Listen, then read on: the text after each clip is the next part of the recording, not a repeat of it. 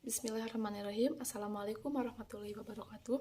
Perkenalkan, nama saya Iris Mutiara dari kelas 12 MIPA 5. Saya di sini dari kelompok 3 tentang persatuan dan kesatuan bangsa pada masa Orde Lama. Pada pembahasan nomor 3 adalah penyimpangan UUD 1945 pada masa Orde Lama. Sejak dikeluarkannya Dekret Presiden 5 Juli 1959, Presiden Soekarno kemudian membentuk beberapa gebrakan, salah satunya produk hukum yang diberi nama Penetapan Presiden Penpres. Apa yang dimaksud dengan Penpres? Penpres ini merupakan keputusan presiden yang oleh presiden sendiri secara sepihak memiliki kedudukan yang sama dengan undang-undang. Penpres tersebut dibuat presiden tanpa persetujuan DPR. Berikut contoh Penpres yang dikeluarkan Presiden Soekarno, yaitu yang pertama, Penpres nomor 2 tahun 1959 untuk membentuk Majelis Permusyawaratan Rakyat Sementara atau MPRS. Yang kedua, Penpres nomor 7 tahun 1959 untuk membubarkan beberapa partai politik. Ketiga, Penpres nomor 1 tahun 1960 untuk menetapkan Manifesto Politik Republik Indonesia atau Manipol sebagai garis-garis besar haluan negara atau GBHN. Yang keempat, Penpres nomor 3 tahun 1960 untuk membubarkan DPR hasil pemilu 1955. Dan yang kelima, Penpres nomor 4 tahun 1960 untuk membentuk DPR GR atau gotong royong sebagai pengganti DPR yang dibubarkan.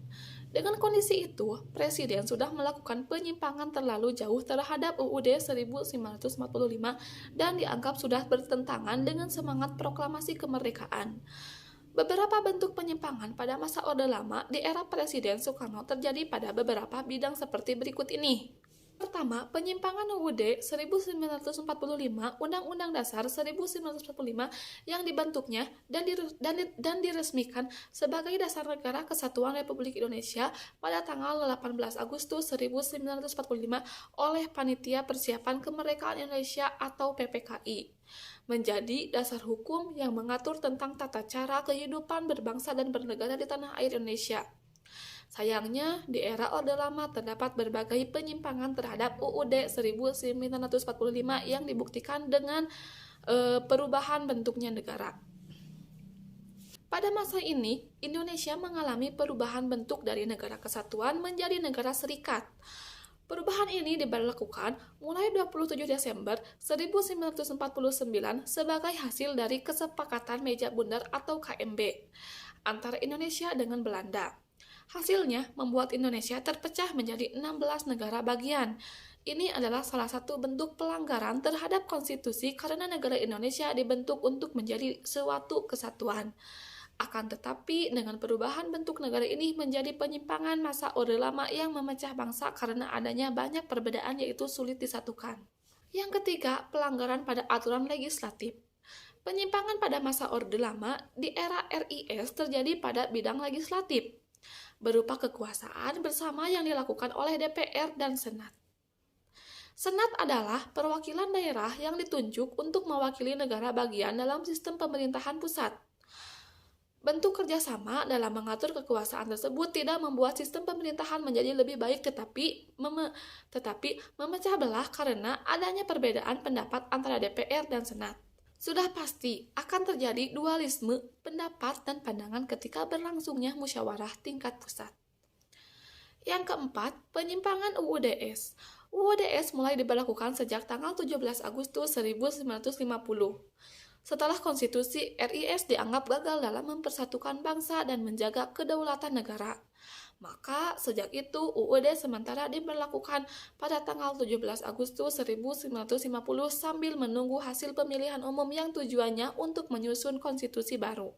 Namun keberadaan UUDS tidak juga berjalan lancar. Masih ada banyak penyimpangan yang diberlakukan pemerintah dalam menerapkannya, antara lain berupa penetapan presiden yang berbentuk undang-undang. Pada masa ini, presiden memiliki hak untuk mengeluarkan dan menetapkan satu produk di bidang legislatif tanpa persetujuan DPR lebih dulu. Ini adalah pelanggaran konstitusi dan penyimpangan masa Orde Lama karena aturannya untuk membuat undang-undang harus melibatkan DPR. Yang kelima, perubahan aturan pembentukan MPRS. Presiden membentuk MPRS dengan penetapan dan pemberhentiannya dilakukan juga oleh Presiden berdasarkan wewenangnya yang dimiliki pada saat itu berdasarkan penetapan Presiden nomor 2 tahun 1959. Hal ini tentu saja menjadi suatu penyimpangan masa Orde Lama karena bertentangan dengan UUD 1945 yang mengatur pemilihan umum sebagai syarat pemilihan anggota legislatif. MPR juga tunduk kepada presiden yang memiliki kekuasaan besar terhadap MPR sehingga keputusan MPR berasal dari presiden. Padahal sesuai UUD 1945, MPR dan Presiden memiliki kedudukan yang sejajar dengan tugas masing-masing dan harus saling berkoordinasi. Perubahan ideologi, penyimpangan pada masa Orde Lama ini terjadi dengan mengganti Pancasila menjadi Nasakom, yang merupakan akronim dari nasionalisme, agama dan komunisme yang dikeluarkan oleh presiden untuk menghubungkan tuntutan kelompok utama dalam politik yang berlangsung di Indonesia pada saat itu. Kelompok utama tersebut adalah nasionalisme dari PNI, agama dari NU, dan komunisme dari PKI. Hal ini tentu saja menyimpang dari sejarah lahirnya Pancasila yang awalnya diniatkan untuk menjadi ideologi negara satu-satunya. Sekian presentasi dari saya. Mohon maaf banyak kesalahan dan banyak kekeliruan. Sekian, wassalamualaikum warahmatullahi wabarakatuh.